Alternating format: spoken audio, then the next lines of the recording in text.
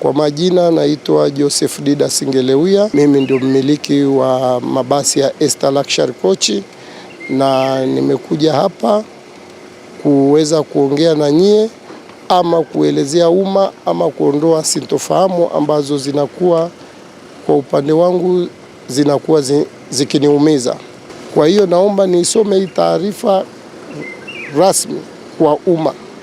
Nimewaita hapa leo kwa lengo la kutoa ufafanuzi wa kina na ukweli kuhusu taarifa zinazozagaa kwenye mitandao ya kijamii na vyombo vya habari kwa ujumla zinazohusu kampuni yangu ya usafirishaji inayojulikana kwa jina la Ester Luxury Coach. Hivi karibuni kampuni yangu imehusishwa kimakosa na baadhi ya viongozi wakuu wa kisiasa hapa nchini, ikiwemo madai kuwa inamilikiwa na Mheshimiwa Waziri Mkuu Dr. Mwigulu Lameck Nchemba. Kutokana na tetesi hizo zisizo na ukweli, kampuni yangu imepata madhara makubwa wakati wa machafuko yaliyojitokeza baada ya uchaguzi, ambapo waandamanaji walivamia kampuni yetu na kuchoma mabasi 6 na kuharibu mali nyingine nyingi.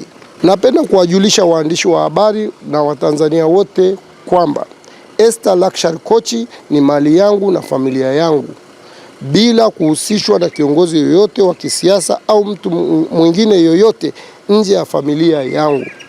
Kampuni hii ilisajiliwa tarehe 12 Septemba 2024 ikiwa na wanahisa wawili tu, ambao ni mimi Joseph Didas Ngeleuya.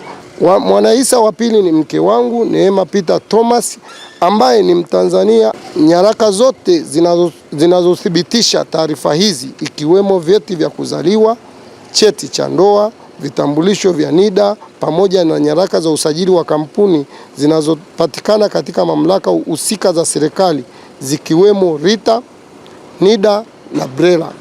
Na mtu yoyote mwenye uhitaji wa kujiridhisha anaweza kuzitafuta taasisi hizi.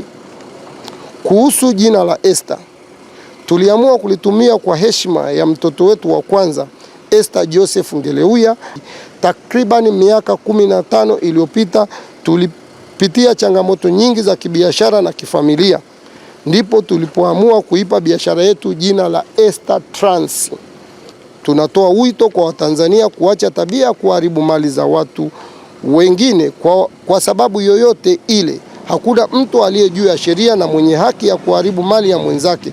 Kwa kufanya hivyo, tunajidhuru sisi wenyewe kama taifa, kwa sababu mafanikio ya mtu mmoja mmoja yanaweza kuwa fursa na manufaa kwa wengine.